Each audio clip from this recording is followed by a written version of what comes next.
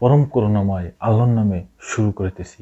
মির্জা ফখরুল বলছেন যে আওয়ামী লীগের যেসব নেতাকর্মী ছিল তারা এখন বিএনপিতে অবস্থান করতেছেন, বিএনপিতে যোগদান করতেছেন, বিএনপিতে ঢুকতেছেন। তার সাফ কথা, কোনো ফ্যাসিবাদী, কোনো নির্যাতনকারী, কোনো গুমকারী, কোনো নেতা কর্মী বিএনপিতে ঢুকতে পারবে না, বিএনপিতে অবস্থান করতে পারবে না, তার সাফ কথা।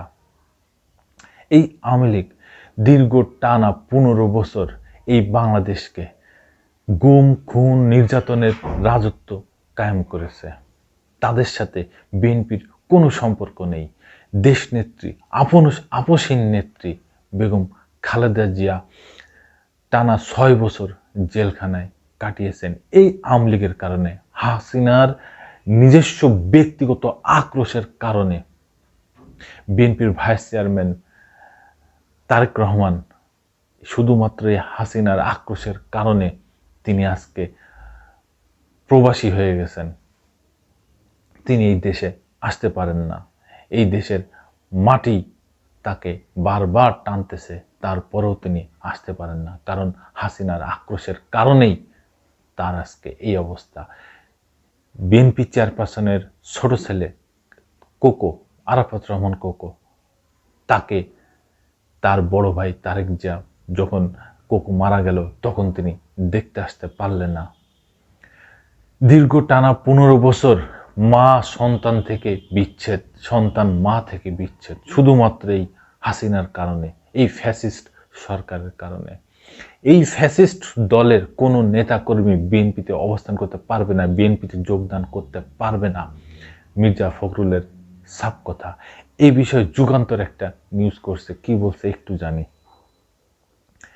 দুর্নীতি ফ্যাসিবাদ উত্তরণের উপায় হলো গণতন্ত্রকে প্রতিষ্ঠা করা। জনগণের যে শাসন, সেই শাসনকে পূর্ণ প্রতিষ্ঠা করা হবে বলে জানিয়েছেন বিএনপির মহাসচিব মির্জা ফখরুল। বেলা 11:30টায় ঠাকুরগাঁও প্রেস ক্লাব চত্বরে জেলা বিএনপি আয়োজিত শীতবস্ত্র বিতরণে তিনি এইসব কথা বলেন।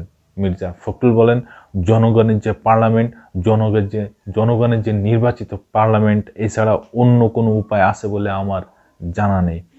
বিভিন্ন জেলায় আওয়ামী লীগের নেতাকর্মীরা বিএনপিতে যোগদান প্রসঙ্গে এক প্রশ্নের জবাবে তিনি বলেন, এটা আমার এই মুহূর্তে জানা নেই, তবে যদি এরকম হয়ে থাকে সেটার বিরুদ্ধে অবশ্যই ব্যবস্থা নেওয়া হবে।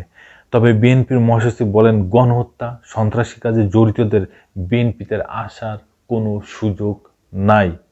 এই সময় আরও বিএনপির বিভিন্ন নেতাকর্মী উপস্থিত ছিলেন। তবে এটাই বাস্তব কথা, ফ্যাসিবাদী কোনো দলের, শেখ হাসিনার কোনো দলের কোনো নেতাকর্মী যেন সুযোগ বুঝে বিএনপিতে যোগদান করতে না পারে, সেদিকেও খেয়াল রাখতে হবে। ধন্যবাদ। আবার আসবো নতুন কোনো কথা নিয়ে, নতুন কোনো ঘটনা নিয়ে। আমি প্রিন্স।